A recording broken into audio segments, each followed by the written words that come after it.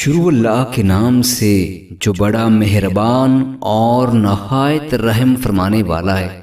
سیدنا ابو سعید خدری رضی اللہ تعالیٰ عنہ بیان کرتے ہیں کہ جب رسول اللہ صلی اللہ علیہ وآلہ وسلم سے یہ سوال کیا گیا کہ کون سے لوگ سب سے بہتر ہیں، تو آپ صلی اللہ علیہ وآلہ وسلم نے فرمایا، وہ مومن جو اپنے نفس اور مال کے ساتھ اللہ تعالیٰ کے راستے میں جہاد کرنے والا ہو۔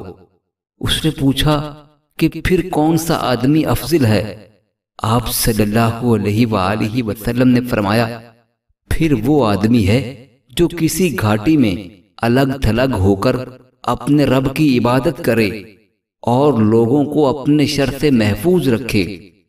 سیدنا عبداللہ بن عباس رضی اللہ تعالیٰ عنہما سے مروی ہے کہ رسول اللہ صلی اللہ علیہ وآلہ وسلم نے فرمایا، بے شک صحت اور فراغت اللہ تعالیٰ کی دو ایسی نعمتیں ہیں کہ بہت سے لوگ ان کی وجہ سے گھاٹے میں مبتلا ہیں۔